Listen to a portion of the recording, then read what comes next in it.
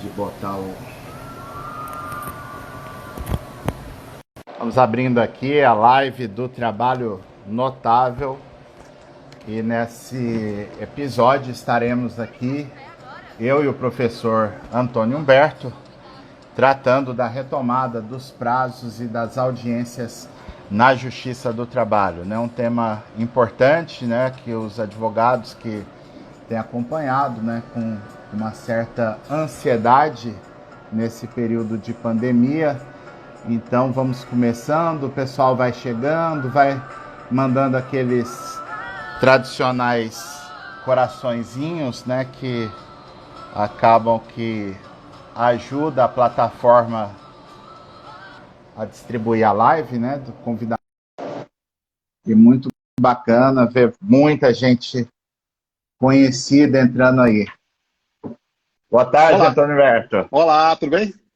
Tranquilo? Tranquilo, graças a Deus. Então tá ótimo, tudo tranquilo. Acho que hoje vai ser uma live tranquila. Eu vi aqui que não tem muita live concorrendo, né? Então acaba que a internet fica mais, a conexão fica melhor, né? Assim No Instagram. espero, assim espero. Que a minha é sempre uma loteria. Vamos ver se hoje ela não me decepciona. Mas morar na capital do país tem essas desvantagens, né? É verdade, é Ah, verdade. olha só, nossa amiga conselheira Tânia, do CNJ, está Pois é, presente aí, um abração. Pois é, vamos conversar aqui um tema importante, né, Antônio Berto? Está todo mundo apreensivo, né, esperando a retomada das audiências, dos prazos processuais no dia 4, que afinal de contas, né, principalmente, ainda que haja uma limitação bem severa agora, mas em especial os advogados precisam trabalhar, né? A é, gente vê que o incômodo maior é esse, os reclamantes, né? Tem empresa também que, em casos pontuais, né, a empresa tem uma certa pressa de resolver determinado processo também, né? Essa história dos prazos, até a história é um pouco engraçada, né, Fabiano? É, Porque a suspensão dos prazos atendeu a uma solicitação do Conselho Federal da OAB.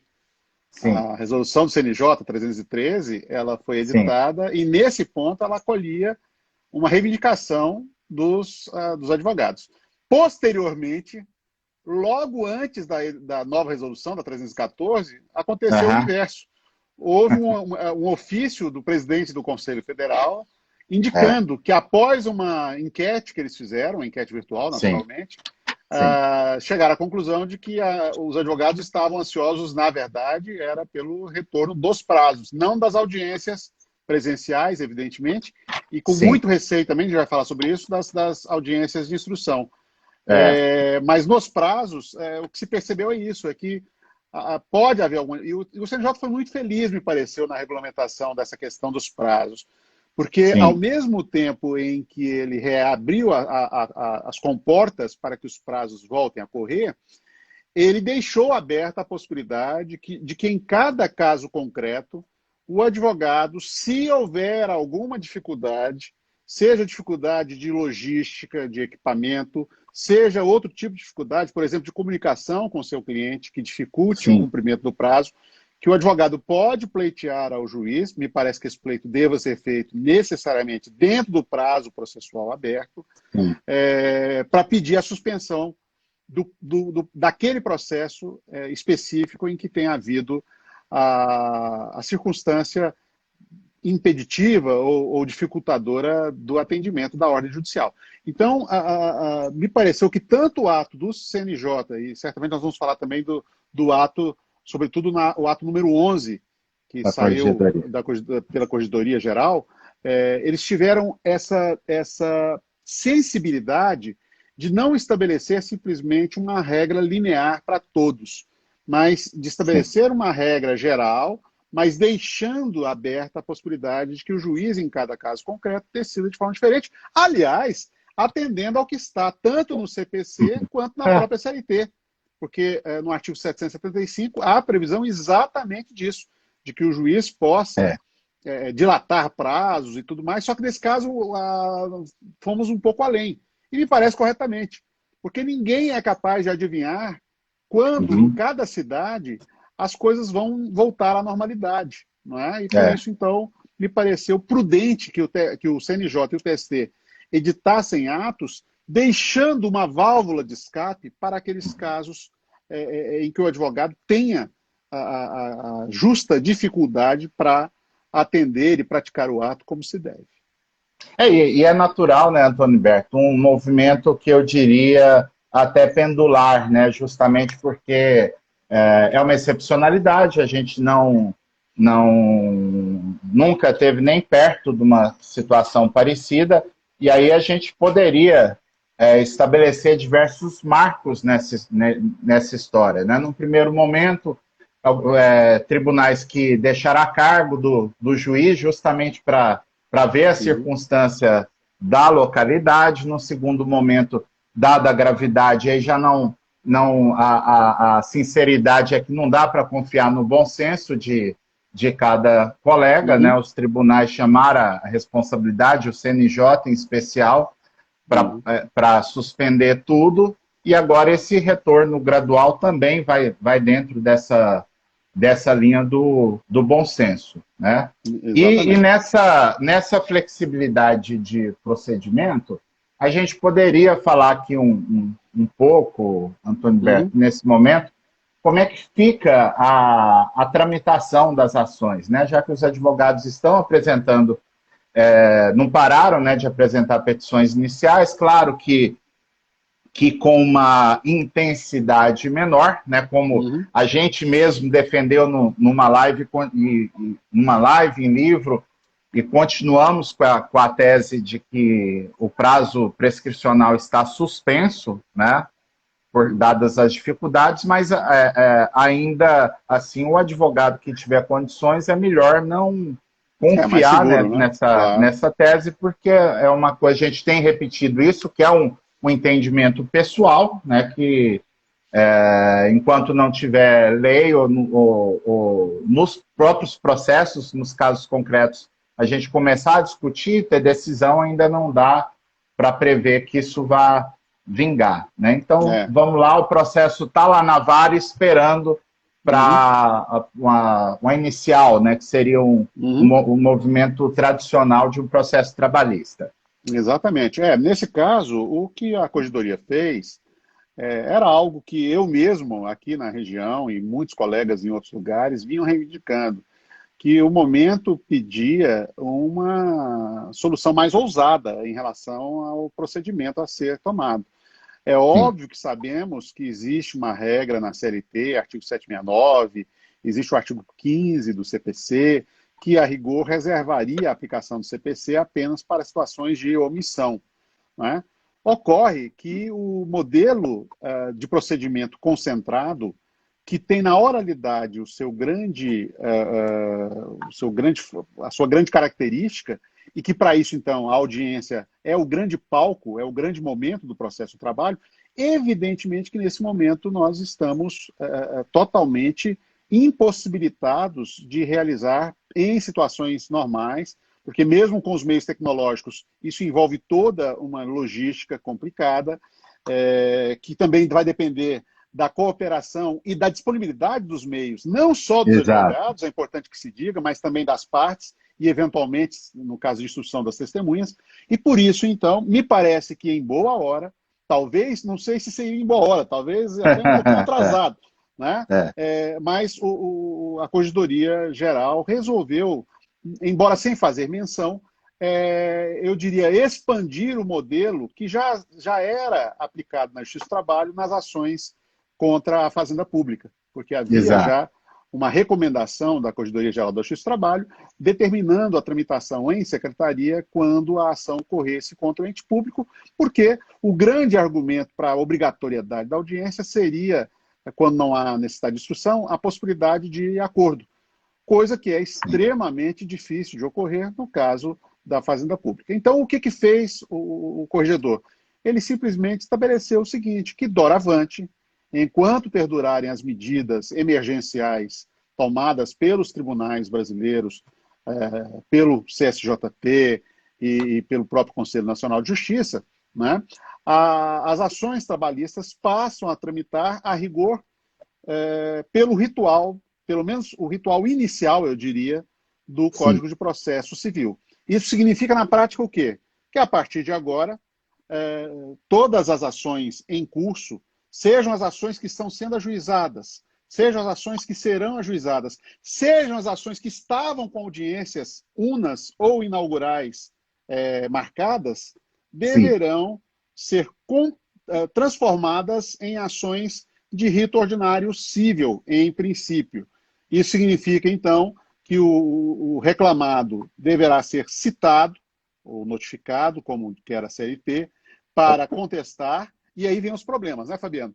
Como se Sim. manda aplicar o dispositivo do CPC, que é o artigo 335, me parece que aqui nós temos que pensar no pacote completo, que Exato. são as É. primeiras coisas que me ocorreu. O que eu chamo de pacote completo? Primeiro, o prazo deve ser o do CPC, prazo de 15 dias úteis, o que dá aproximadamente 3 semanas ou mais para que o advogado prepare a defesa, o que me parece um prazo muito razoável. Lembrar que a CLT permite que uma audiência inaugural ou una se faça com apenas 5 dias de intervalo. Então, o prazo tem que ser de 15 dias úteis e mais. Me É. parece que nós devemos suspender, Fabiano, a aplicação daquela regra nova da reforma trabalhista em relação à exceção de incompetência. Ah, sim. Porque se eu mando Boa aplicar o lembrança. CPC e a contestação no processo civil, ela é um elemento de condensação e de concentração de todos os instrumentos de defesa, essa é uma novidade do CPC de 2015, como sabemos, não é? Tudo aquilo que a parte poderia agitar em sua defesa por meio de outros incidentes, e aqui estou me referindo à reconvenção e à exceção de incompetência, devem vir para dentro da contestação. E como o prazo da contestação é maior do que o prazo específico da exceção no processo do trabalho, não me parece fazer nenhum sentido advogar a ideia de que a exceção de incompetência tenha que ser protocolada com 5 dias. Até porque nós sabemos que o grande motivo que inspirou essa mudança na CLT de desmembrar a apresentação da exceção para fora da audiência e antes da audiência é exatamente permitir em que naqueles casos em que fosse óbvia a incompetência territorial do juiz do trabalho, a parte reclamada não fosse sacrificada, inclusive financeiramente, tendo de comparecer ao ato só para mostrar o óbvio. Se era esse o propósito, e nesse caso não teremos audiência inicial nenhuma, não faz sentido, me parece, nos apegarmos ao modelo da CLT e exigir, então, que essa exceção seja oferecida de forma autônoma. É aquela coisa. É o que eu acho, mas evidentemente, como você colocou agora há pouco, Fabiano, evidente que nada impede que o advogado que quiser ser previdente ofereça, Sim. no prazo de 5 dias, a exceção. Mas não me parece fazer nenhum sentido o juiz sustentar a intempestividade da medida, né, ao argumento de que o prazo seria o prazo da CLT, quando estamos aplicando aqui o CPC. Aí eu queria fazer um complemento justamente nesse sentido, Antônio Berto. A gente não pode aqui, primeiro, né, querer montar um Frankenstein, né? Eu acho que aí Sim. nesse ponto, em condições normais já, né? Se fosse dizer, Uhum. olha, aqui nós vamos aplicar o rito do CPC, já justificaria para a parte não ter dúvida que fosse o pacote completo.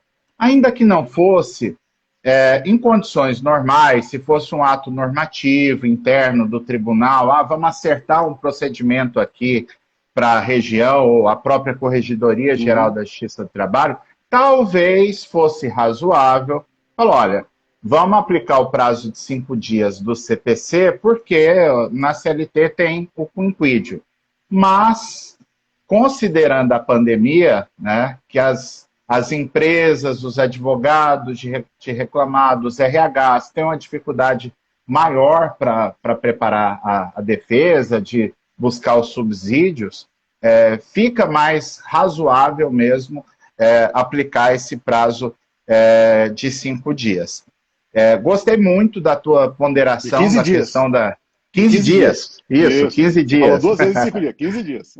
Não, 15 dias. Já fica com o quinquídio na cabeça, né? Isso. E, E outra questão importante também, a exceção, eu concordo contigo, e seria até recomendável, né? Mas aí, claro, cada juiz tem o seu modo de agir, mas o juiz já constar da própria notificação essa informação, né? Uhum. Porque aí você dá uma segurança jurídica, né? Ainda que eventualmente o tribunal possa entender de forma diversa, naquele processo específico ali existe uma questão de princípio da confiança, Claro, de cooperação, né? Não tem como a sim, parte ser induzida pelo magistrado a praticar sim. o ato de uma forma. E eu, inclusive, Antônio Berto, por provocação de um advogado, eu vinha fazendo já na minha vara do trabalho, as notificações normais de audiência, constar que o prazo da exceção era de 5 dias lá do artigo 800. Uhum. Fazer essa ressalva porque vários advogados vinham me reportando, isso de fato ocorre, né? Que às vezes você marca ali a audiência com 20, com 30 dias, e o reclamado que recebe a notificação, Relaxa.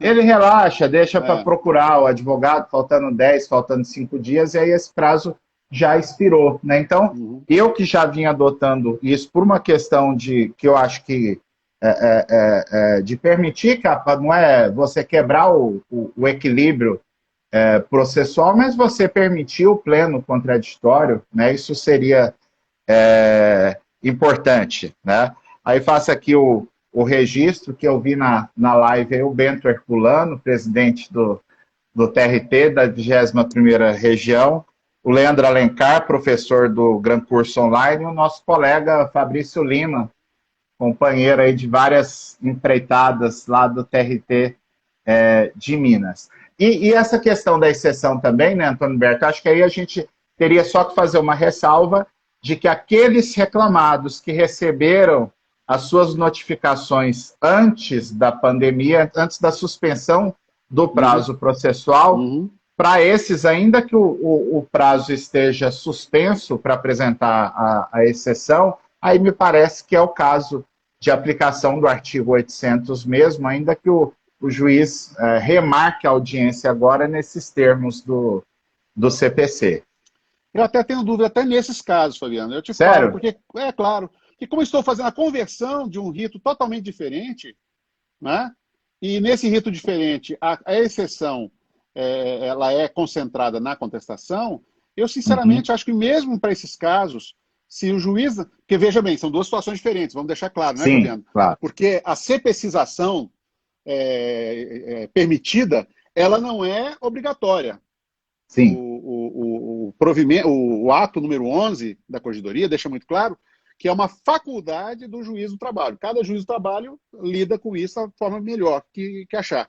Porque pode ter um colega que ache melhor fazer audiência inicial de forma remota, por sim, videoconferência, e aí é claro que aquele que continuar adotando esse modelo, evidentemente que o pacote completo continua valendo. Né? E aí a sim, exceção vai ter que ser proposta mesmo nos 5 dias, e se houver a suspensão do prazo, esse prazo vai ser retomado e a parte terá que ter o cuidado de oferecer no prazo que a CLT estabelece.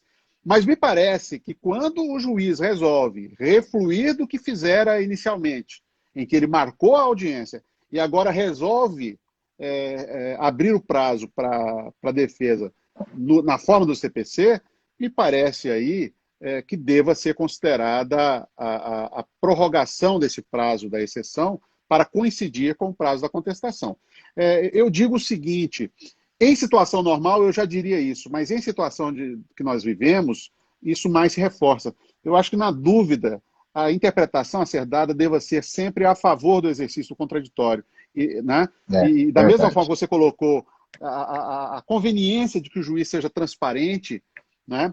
Eu acho também que quanto menos incidentes se propiciar dentro de cada processo, nesse novo momento que nós vamos vivenciar, melhor. Então, me parece, agora é claro, é o que você falou, o ideal, qualquer que seja o entendimento do juiz, é que ao fazer essa mudança de forma de procedimento da ação trabalhista, ele o faça de forma muito clara, muito expressa, informando, inclusive, os prazos, e estou com você, informando, inclusive, quanto, se vai ser adotado o CPC, que a exceção poderá ser oferecida dentro da contestação, inclusive podendo indicar o dispositivo expresso do CPC, que assim coloca para não deixar dúvida nenhuma quanto a isso. Né? Então, eu particularmente, dentro daquela ideia que você falou, Fabiano, não vamos trabalhar com hibridismo. O hibridismo aqui me parece que ele é pernicioso.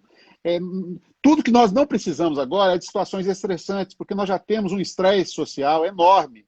Né? Então, que a retomada seja serena, seja sóbria, seja sem armadilhas, seja sem pegadinhas, né? Que as coisas possam fluir do melhor modo possível. E para isso, me parece que cabe ao juiz escolher o caminho.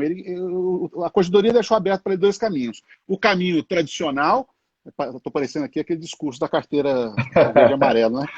O caminho tradicional da CLT, né? E o caminho novo do CPC, mas é um caminho novo emergencial que se justifica exatamente pela inconveniência da aglomeração das pessoas e mesmo, veja, porque mesmo que você queira fazer a audiência, não tenha dúvida, Fabiano, isso vai envolver uma logística não só para a gente, para nós juízes, para secretarias, mas também para os advogados, que precisarão se reunir presencialmente ou remotamente com seus clientes, conversar, se for produzir prova, como é que vai ser? Se for audiência única, mais complicado ainda, porque aí também temos instrução. Então, eu particularmente acho que o ideal realmente é que se estabeleça como modo preferencial de tramitação a tramitação pelo CPC. Ela é mais segura, do ponto de vista do distanciamento social, é uma medida solidária com o distanciamento social. Nós estaremos colaborando com a redução de fluxo das pessoas, né? E também permitindo que nós iniciemos a experiência das audiências por videoconferência da forma mais tranquila possível, começando talvez, por exemplo, por encerramentos, que são audiências sem nenhuma, em que a presença da parte não tem nenhuma relevância, embora ache eu que, da forma como está colocado no ato, me parece que está ali aberta também a possibilidade do juiz encerrar por despacho, dando prazo para as razões finais, porque ele fala sobre isso. Aliás, é até engraçado, né, Fabiana? Antes de te devolver a palavra, é irresistível um comentário, né, como o mundo dá volta, porque quando o TST debruçou-se sobre o CPC novo e editou a Instrução Normativa 39 e fez lá uma espécie de seleção dos dispositivos bem-vindos e dos dispositivos que não poderiam ser incorporados ao processo de trabalho, constou entre os execrados, e houve muita crítica em relação a isso na doutrina, o negócio processual. Né? E agora, no artigo 6º do ato 11 da Corregedoria, que é exatamente o dispositivo que flexibiliza a tramitação das ações para que elas possam correr em secretaria ao invés de correr em audiência, se faz menção expressa à possibilidade de entabulação do negócio processual em relação à conciliação, né, de tal modo que se possa estabelecer a qualquer momento aí uma audiência de conciliação ou mesmo um esforço direto para isso acontecer. E aí é um movimento interessante mesmo, como você disse. Estou até vendo aqui tá com a gente na live o professor Gilberto Sturmer, que é membro da Academia Brasileira de Direito do Trabalho. Tem visto também várias manifestações dele muito prudentes, e a gente está agora num processo inverso ao que a gente tradicionalmente trata o CPC, né? Que o processo do trabalho sempre teve a preocupação de ter mecanismos de contenção para evitar a invasão do nosso sistema por regras da processualística comum, né? Essa preocupação, originalmente na CLT, ela era radical, digamos assim, né? Com aquelas reformas de 2005 para cá, com a execução, a gente começou a tentar discutir o princípio da norma processual mais eficaz, né? Justamente porque vários pontos do CPC passaram a ser mais compatíveis, né, com o nosso sistema, com a finalidade do nosso processo, né, como um comentário que teve aí do Rafael, que está assistindo, dizendo que os reclamantes estão desesperados porque os processos não andam, as audiências não acontecem, enfim, né? E se a gente tinha lá, entendemos, né, preocupações, por exemplo, né, o negócio processual, que a gente discutiu tanto e o TST barrou pensando que a norma pode quebrar o equilíbrio em favor do empregador, mas agora o que acontece justamente é que eu não permitir negócio processual, não permitir o que você chama, né, da CPCização do processo do trabalho, é justamente militar contra o reclamante que mais precisa do andamento ainda que mais formal, mais precário, um exercício mais amplo do contraditório, como o CPC fixa, mas é o que nós temos, né? Aí você indica a questão da preocupação, né? Algumas preocupações, digamos que logísticas, né? Uma recomendação para que não haja atos presenciais de modo algum, né? Evitando até que um tribunal ou outro a gente até entendendo a preocupação com a rigidez da prova, né? O processo anda, mas a testemunha vai ter que estar lá na vara do trabalho, por exemplo, o servidor vai ter que estar lá para acompanhar o depoimento, evitando possíveis manipulações, né, de um depoimento que não está sob a batuta imediata do juiz. Então, existem diversas preocupações técnicas, o próprio advogado não querer ficar com encargo, né, de não só o encargo tecnológico para o cliente, ou até mesmo reunião de pessoas, né, se expondo no momento que é de isolamento. Então, me parece que você usou uma palavra aí que eu acho que é mágica, né, que os juízes retomem a audiência justamente de uma forma gradual. É o encerramento, a gente poderia pensar que as próprias tutelas de urgência que envolvem o próprio Covid-19, né, que são ações que têm uma tramitação emergencial, e conciliações. Outro problema que a gente vai ter é que se eu aplico o CPC, vai ter aquela possibilidade das partes, em especial o advogado, o reclamado, manifestar que ele não tem interesse naquela primeira audiência de conciliação, do artigo 334. E aí, se é um pacote completo, parece que é o caso de se aderir a esse procedimento, né? Me parece que não, Fabiano. Porque não? Não, me parece que não. Porque vamos pensar o seguinte, o artigo 365, ele é um dispositivo que estabelece a abertura do prazo para exercício do contraditório depois da audiência de mediação e conciliação. A Corregedoria, no ato 11, não menciona a possibilidade simplesmente de aplicar o rito do processo civil. Ela diz que deve ser aplicado o dispositivo do artigo 335. E o 335 fala em não o 334. prazo para defesa. Não o 334. Não é? Então, me parece que aí não. O que pode acontecer, eu pensei que você fosse falar disso, o que pode ocorrer, e essa é uma equação difícil de ser resolvida, é o problema do ius postulandi. O reclamado que não tem a condição de contratar advogado, pensemos num pequeno empresário, dono de um quiosque, de uma barraquinha de cachorro-quente em algum lugar, que não tem como procurar um advogado, e é um cliente que, em situação normal, é daqueles que vão comparecer sozinhos, com todos os desastres processuais que isso pode envolver, né, e vão apresentar a sua defesa. Nesse caso, com a adoção do rito do artigo 335, evidentemente que ele terá uma dificuldade adicional. Eu, por exemplo, nas notificações que eu pretendo enviar a partir de segunda-feira, eu estou inserindo um parágrafo lá exatamente fornecendo o telefone do diretor de secretaria para que a parte, se tiver dificuldade de apresentar a defesa no prazo que está sendo assinalado, ela faça contato exatamente para a gente estabelecer algum modo. Ele pode mandar, por exemplo, por e-mail os seus dizeres e documentos, né? Enfim, Se for pessoa natural, a gente pode ver com a defensoria, se a pessoa está dizendo que é pobre, né? Se pode atendê-lo, enfim. E no limite, é claro, deu dúvida, não é, a pessoa está em dificuldade, suspende aquele processo. A ideia é essa. A ideia é da prudência processual.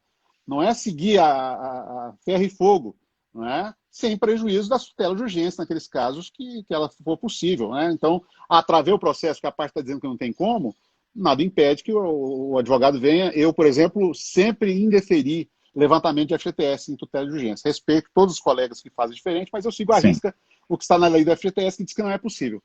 Mas nesse momento, Fabiano, se eu tenho qualquer prova documental indicativa da dispensa, que seja uma troca de mensagens no WhatsApp, para mim está valendo e eu vou liberar esse valor, evidentemente, porque eu não posso. A mesma coisa, história de ratificação de acordo. Eu, desde que me entendo como juiz, desde a minha chegada ao tribunal, à Justiça do Trabalho, eu jamais prescindi da presença, pelo menos do trabalhador, para homologar acordo, principalmente na fase de conhecimento. Agora faço exatamente o oposto. Porque para que eu vou criar uma dificuldade num momento difícil? Pode haver fraude? Claro que pode. Ninguém é ingênuo em relação a essa possibilidade. Mas entre correr o risco de ser engolido por uma fraude e correr o risco de deixar uma pessoa à míngua por conta de um ponto de vista pessoal e de deixar o processo mais puro, eu não tenho dúvida de qual a escolha que eu devo fazer nesse momento. Né? Então, são muitas coisas que a gente precisa pensar. Uma outra coisa, Fabiano, alguém perguntou, infelizmente eu deixei de anotar aqui, mas é uma pergunta interessante. Que nós temos aquela discussão, que no livro, inclusive, nosso, a gente trata disso, e certamente no nosso curso de audiência também vamos tratar, da questão da diferença de apresentar a defesa e de receber defesa. Né? Ah, isso é. Porque o que acontece? No processo tradicional, antes do PJE, a defesa era levada no momento da audiência. Então, a apresentação e o recebimento da defesa eram atos absolutamente simultâneos. Com o processo eletrônico, como não há ainda condições de segurança e de logística suficientes para que a defesa seja entregue como era a moda antiga, ou seja, o advogado chegar lá com um token ou com um arquivo na nuvem e baixar na hora, que seria o ideal, baixar na hora, como manda a CLT, ele vai ter que inserir isso previamente. E aí nós vamos ter dois momentos. O momento em que a defesa é apresentada, ou seja, o momento em que o arquivo digital é incluído no sistema, e o momento em que essa defesa efetivamente é recebida, que do ponto de vista processual é o momento em que se esgota a primeira tentativa de acordo. Com a tramitação pelo CPC, nós chegamos a uma terceira vertente, porque agora, aliás, voltamos ao começo, na verdade, mas de um outro modo. Agora, a apresentação e o recebimento da defesa serão simultâneos. Porque como a defesa será apresentada dentro do prazo de 15 dias, então, essa defesa ela será considerada recebida no momento em que ela for incluída. Isso gera algumas consequências interessantes, que eu gostaria de chamar a atenção dos amigos.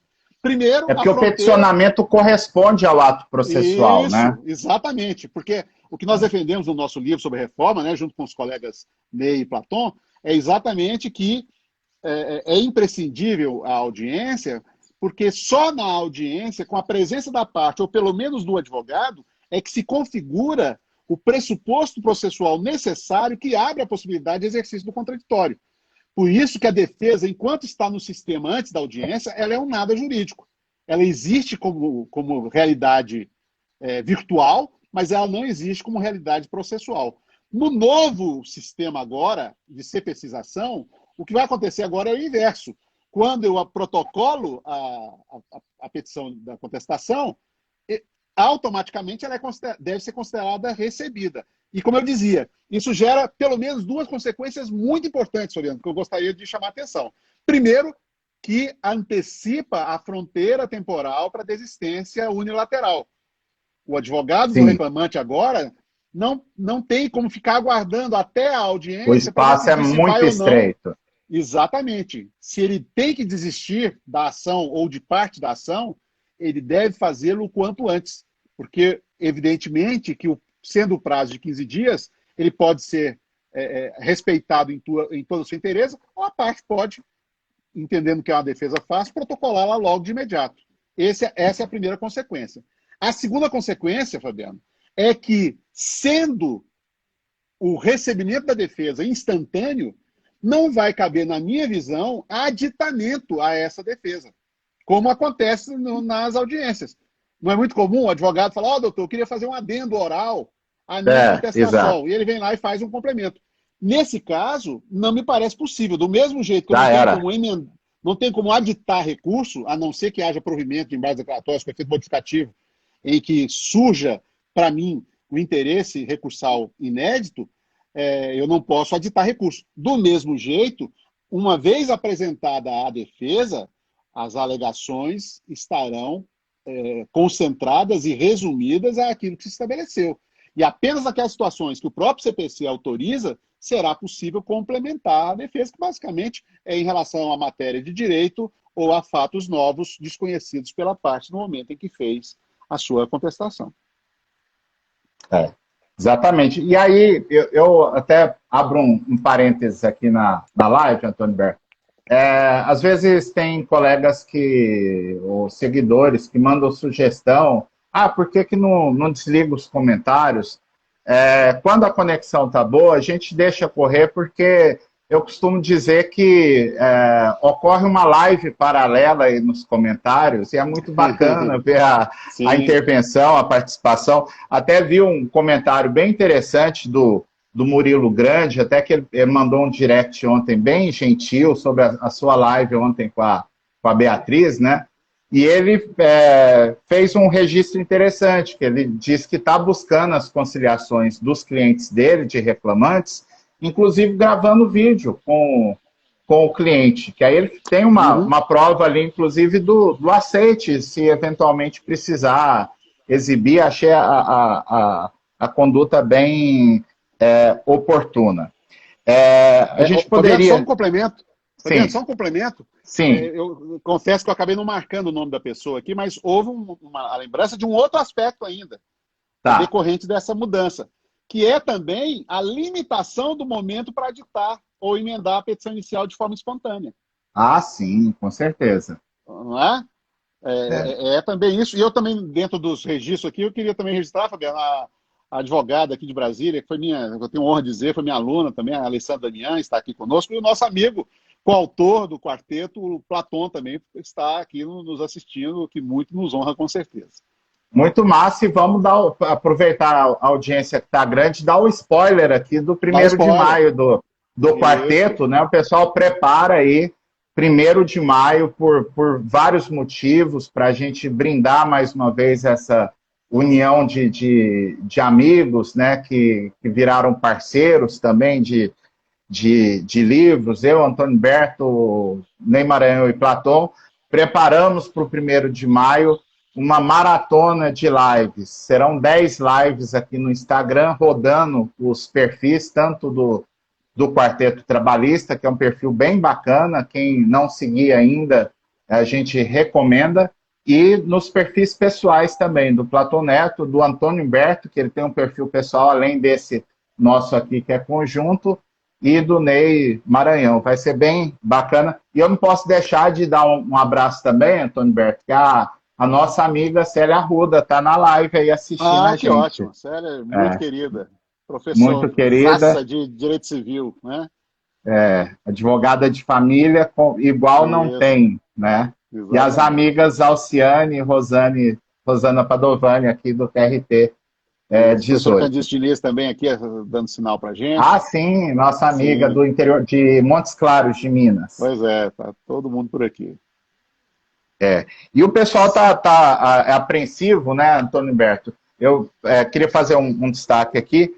Você falou dos pequenos empreendimentos, vai ter o do justo postulante, vai ter aquela pessoa que vai argumentar, e a gente ainda tem um déficit de inclusão digital no país, né? Vai ter aquela pessoa que não vai ter condições até técnicas, né, ou tecnológicas, né, de participar das audiências em especial. E foi interessante essa sua sugestão de postar o telefone ou algum contato que seja, né, da vara que seja, o pessoal está botando naquele siga, né, quando o É, sistema do no tribunal caso, permite, né? o que eu faço é isso, o telefone é o telefone da vara, que está para o É, diretor, na verdade. Né? É exato. exatamente isso. Porque a gente tem um problema, né, Antônio Berto? Porque a pessoa que vai alegar que não tem condição tecnológica de comparecer à audiência, muito possivelmente é aquele pequeno que não tem condição também de ter um advogado. Né? A Sim, realidade sim, é essa, com sim. algumas exceções, é claro, né? Exceções. Uhum. Às vezes a pessoa está numa condição, um isolamento bem específico, né, por conta Isso. da pandemia e Sem está num falar lugar que isso. não pega, Sem, né? sem falar isso, uma pessoa idosa, É, preocupada, morrendo de medo, né? Tudo isso tem que ser considerado. tem várias situações. Isso. E É, aí, Fabiano, retomando então, tentando assim dar uma linha, é claro que daria para falar isso. muita coisa. Evidentemente que o direito à réplica é assegurado, isso está, não precisaria ser dito, mas o ato número 11 da Corregedoria Geral sinaliza exatamente nesse sentido, que uma vez recebida a defesa, o juiz deve abrir vista dela. É, Acho eu que no prazo de 15 dias, para evitar a confusão, é o prazo que está no uhum, CPC. Então, se eu dei 15 dias para a defesa, razoável que se dê o mesmo prazo para que a parte venha e apresente a sua réplica, que é fundamental em relação a preliminares, a prejudiciais, por exemplo, de prescrição, em que pode haver ou não uma causa suspensiva, uma causa impeditiva, uma causa interruptiva, e também em relação a documentos. Aliás, aqui faço só uma pequena nota de rodapé, né? Acho muito é, curioso como há uma certa incompreensão em relação à questão da réplica, Fabiano. Eu já sim. vi, aliás, já tive que discutir isso até quando estive convocado no tribunal. Algumas pessoas suspeitam que a ausência de réplica gera confissão ficta em relação às alegações da defesa. Ah, é. Não existe isso, minha gente. A confissão ficta decorrente da inicial, quando a defesa não é feita ou ela é incompleta, ou é genérica, não é específica, ela deriva de um dispositivo legal expresso, que assim indica, né? Exato. Artigo 341. Em relação à réplica, pelo contrário, o CPC, aliás, a rigor, nem assegura réplica se não houver alegação de fato modificativo, impeditivo ou extintivo ou arguição de alguma preliminar, a rigor, ou juntado de documentos. Né? Então, a finalidade da réplica é basicamente para impugnação de documentos, e em relação a esse, sim, claro, o documento não impugnado torna o fato espelhado por ele incontroverso. E, nesse caso, o juiz pode, eventualmente, indeferir a prova se queira fazer contra aquele documento não impugnado. Isso é outra história.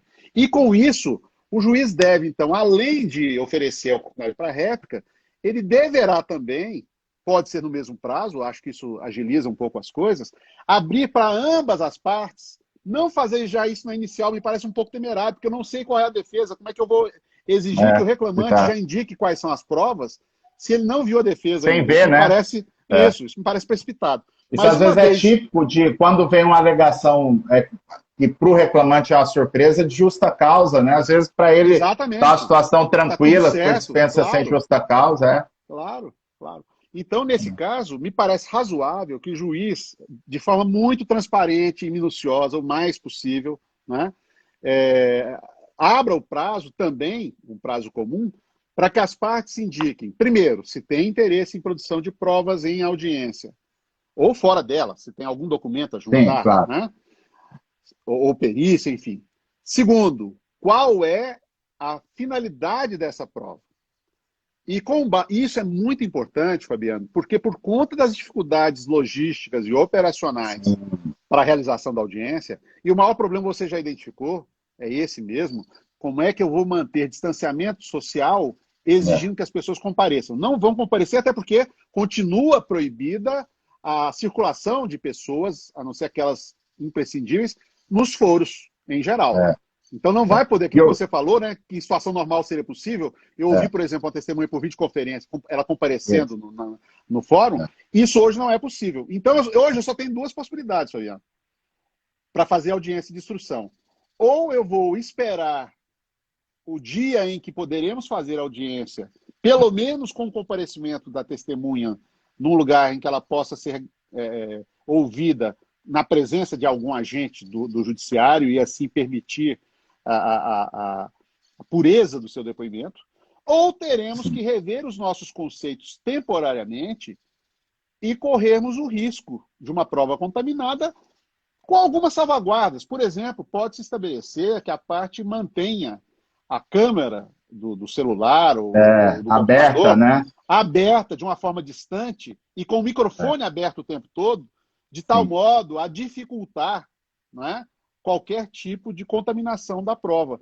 Mas eu tenho a impressão, Fabiano, que se nós não fizermos isso, nós vamos ter um fenômeno de retardamento da prestação jurisdicional gigantesco, naqueles casos em que a prova não seja meramente documental ou em que as partes não manifestem interesse na produção dela. Né? Porque aí, voltando ao que eu estava falando, nesse caso, quando o juiz abre esse prazo, então, dependendo do que ele fizer, nós teremos que fazer, Fabiano. E aí é engraçado, não podemos aplicar o CPC nesse caso. Porque o CPC, a rigor, hoje, faz audiência de saneamento. E nós não ao temos. Ao contrário, né? do despacho saneador, que antes era o despacho saneador. Nós vamos ter que voltar ao CPC de 73 né? Exato. E proferir despacho saneador.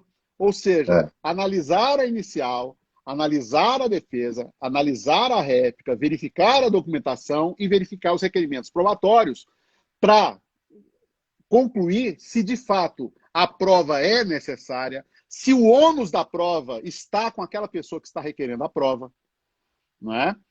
E a partir daí decidir se ele já encerra dando prazo para razões finais ou se ele abre, ou se ele vai marcar a audiência de instrução para já ou para quando for possível, a depender da compreensão que cada juiz do trabalho e das condições que cada tribunal oferecer também, e que cada advogado, e que cada parte, e que cada testemunha, veja a montanha de variáveis que temos aí, terão de atender para poder realizar esse ato complexo, que é bom que se diga, e aí eu já te devolvo, Fabiano, é um ato que para o advogado e para a parte não é um ato complicado. Eu tive a oportunidade de fazer o curso da Cisco, que é a produtora da plataforma emergencial que o CNJ está disponibilizando, e que é uma das possibilidades que os tribunais podem utilizar, né, e fica a critério de cada tribunal. O CNJ deixou isso claro, e o ato do TST também, né, de que cada tribunal vai adotar, embora o ideal é que seja uma única plataforma para cada tribunal, que não haja uma variedade. Né? Mas o que acontece? O cadastramento só precisa ser feito pelo juiz e pelo servidor que vai acompanhar a audiência. Os advogados e testemunhas vão ser convidados por meio de e-mail ou por meio de WhatsApp ou algum outro tipo de comunicação. Eles vão receber um link com uma senha, ou só o link, dependendo da plataforma, não é? E com aquele link ele entra. A da Cisco, por exemplo, tem uma situação bem curiosa que reproduz o que nós temos em sala de audiência. Quando a pessoa entra no link, na hora marcada para audiência, ele fica numa sala de espera virtual. Porque pode ser que você, Fabiano, você marcou a audiência para as 15 horas, mas a audiência sua anterior não terminou às 15 horas. Terminou às 15h20. Aí, nesse caso, quando a sua audiência terminar, aí você abre a porta da sala virtual para que aqueles participantes que estavam agendados entrem na sala virtual e possam participar, ligando o seu vídeo, ligando o seu microfone e aí reproduzindo como se estivéssemos aí num grande Big Brother, né, para fazer a audiência.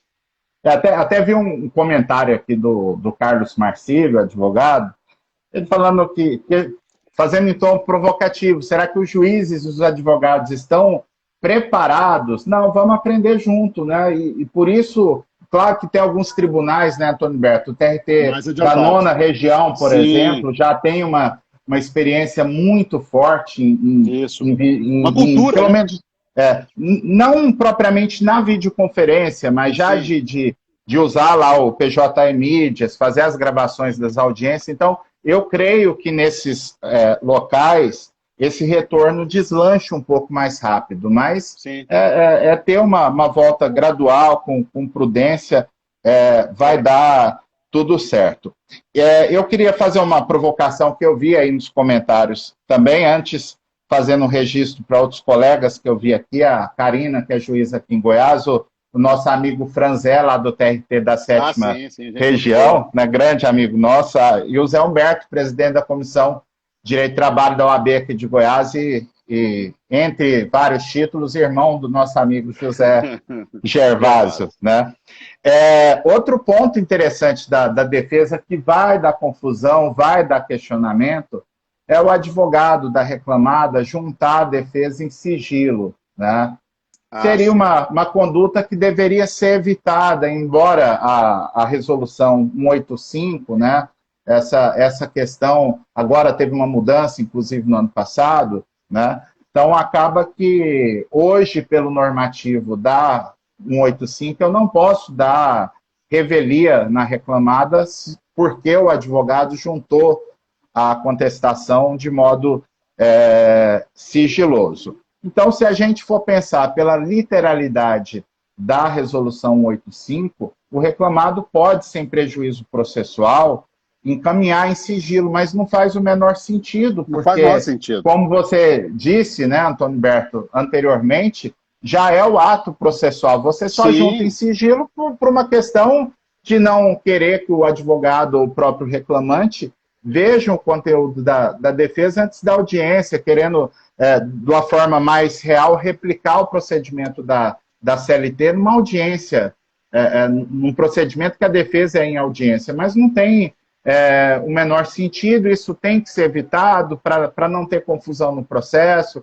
Vai acontecer situação pontual do juiz não ver que tem a defesa ou quebra o sigilo lá, mas fica algum documento que tenha sido juntado de modo sigiloso, e sem contar que vai ter juiz que vai entender que a defesa, se ela não foi apresentada de modo a estar visível publicamente, seria caso de revelia. Eu não concordo, mas vai ter esse tipo de situação, já antecipando o problema que o advogado deve evitar também. É outra situação que o juiz pode, inclusive, colocar na notificação, né, Fabiano? Para o reclamado. Dizer a defesa não deve ser colocada sob sigilo ou segredo, a não ser que seja o processo. E mesmo se for em segredo de justiça, ele só deve alertar que é segredo de justiça. Porque no segredo de justiça, o segredo de justiça é para os outros, não para o advogado do autor. Evidentemente, não tem, não faz nenhum sentido isso, né?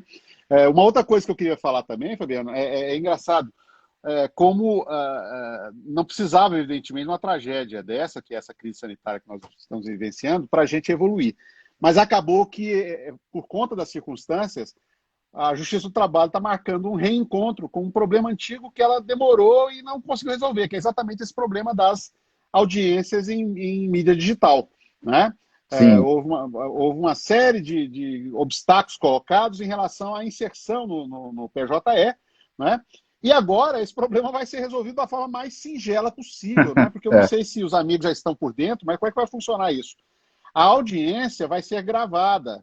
O juiz, quando começar a audiência, ou a secretária de audiência, porque a secretária de audiência continua tendo função, ela vai poder coordenar várias coisas na preparação do ato, vai gravar essa audiência e depois vai fazer um upload, vai subir esse arquivo para a plataforma nacional, que é o PJE Mídias. E vai constar, e o TST, então, no ato 11, recomenda que continuemos fazendo a ata. Vai haver uma ata no PJE, com um resumo do que aconteceu ali, basicamente o registro das presenças e tudo mais, e vai inserir ali na ata o link em que vai estar armazenada a audiência em áudio e vídeo para poder ser assistida a qualquer momento, inclusive para o tribunal, porque a resolução do CNJ que cuida das audiências por videoconferência, ela estabelece expressamente a impossibilidade de se exigir a transcrição dos depoimentos, porque isso é nós criarmos um retrocesso sem necessidade alguma. Se eu estou fazendo uma videoconferência, é exatamente para agilizar. E uma outra coisa, Fabiano, nosso tempo já está se esvaindo, mas alguém colocou esgotando, né? Está esgotando. Uma colega, eu não sei se foi a Alciane, alguém colocou, que eu esqueci de anotar quem foi. Um problema sério que nós temos de difícil solução. Tanto ou mais, talvez, do que a audiência. Porque a audiência ainda a gente tem como fazer, de algum modo, o problema das perícias, senhor Leandro. Nem fala. Como fazer perícia? Em relação à perícia médica... Com isolamento, né? Isso. Em relação à perícia médica, Com a abertura que acaba de ser feita, uma lei que acaba de ser sancionada, autorizando a telemedicina, me parece que se o periciando se dispuser, não é?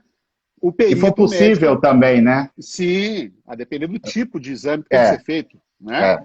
Me parece que essa dá para fazer. Agora, a perícia de insalubridade e de periculosidade, por exemplo, essa é bem mais complexa, porque o perito, se não puder comparecer, né, ou quer evitar, ou se as regras da cidade dele proíbem que ele compareça, se a empresa está fechada, como é que ele vai fazer a perícia de insalubridade e periculosidade? É uma ótima pergunta, e infelizmente para isso, a não ser, como está dizendo que alguém está pagado só o autor da ideia, a não Uhum. ser que a pessoa tenha a sorte de poder utilizar uma prova emprestada. Né? Alguém que É, tenha trabalhado na mesma época, no mesmo local, e como a prova é técnica, é claro que a prova emprestada em é, matéria de perícia tem que ser, presumidamente, uma das mais confiáveis possíveis. é. Né? Porque se a Foi prova é técnica. até a colega Karina, que é juíza aqui, está sugerindo Ah, o tá. uso das perícias, e não Isso. só perícia, né? Eu acho que aí é o momento de ter, em geral, cooperação, né? Que prova de fatos comuns, né? A diversos reclamantes, mesmo hora extra, intervalo, dá para fazer muita coisa por prova Sim. emprestada, havendo boa vontade e também usando a própria jurisprudência do TST, que tem admitido o uso de prova emprestada, mesmo que a parte que possa eventualmente ser prejudicada, né? Enfim, né? A prova não lhe favorece, ela não tem direito simplesmente de se opor, né? E com isso não usar a prova emprestada só porque ela não concorda, né? Então, já isso Exatamente. pode ser um avanço e ajudar, inclusive, o exercício do direito de prova e do próprio exercício da jurisdição pelo magistrado. Né? Sem dúvida. Vamos Sem dúvida. encaminhando para o fim. Muita gente perguntou se a live vai ser salva. Vai ser salva.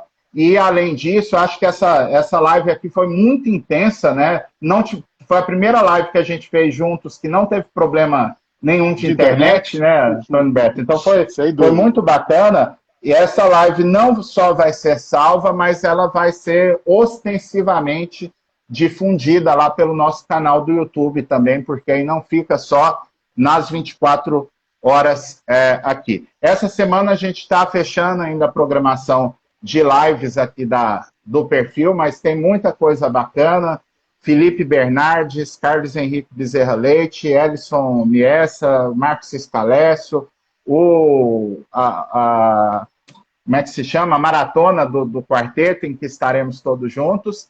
E na Isso. semana que vem a gente deve começar já uma divulgação do lançamento, 14 de maio. Eu e o Antônio Humberto vamos fazer um evento online, vamos depois divulgar os links de acesso, mas será o lançamento do treinamento Seja Expert em Recursos de Revista, agora 100% online. Eu e o Antônio Humberto serão mais de 50 horas de aula, depois a gente vai no passar dos dias explicando para o pessoal. O curso está muito, muito massa, e muita gente, principalmente depois de ter visto sua live com a Beatriz ontem, Antônio Berto, tem mandado mensagem perguntando do treinamento de audiências. Então a gente vai lançar o treinamento Seja Expert Recurso de Revista agora, a gente tomar um fôlego aí de alguns dias, 1, 2 semanas, e devemos marcar a data algumas semanas depois para o lançamento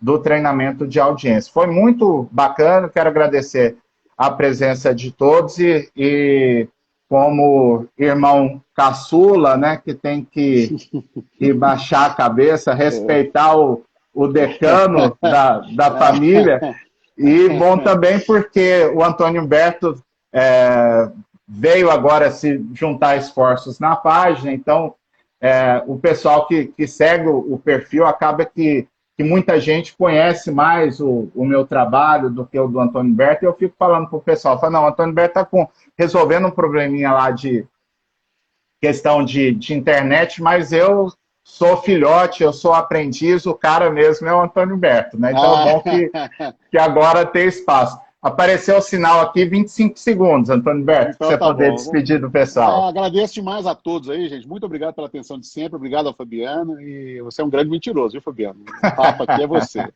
Um grande É, abraço, gente. Até a próxima. nunca. Valeu, um abraço, pessoal. Fiquem com Deus.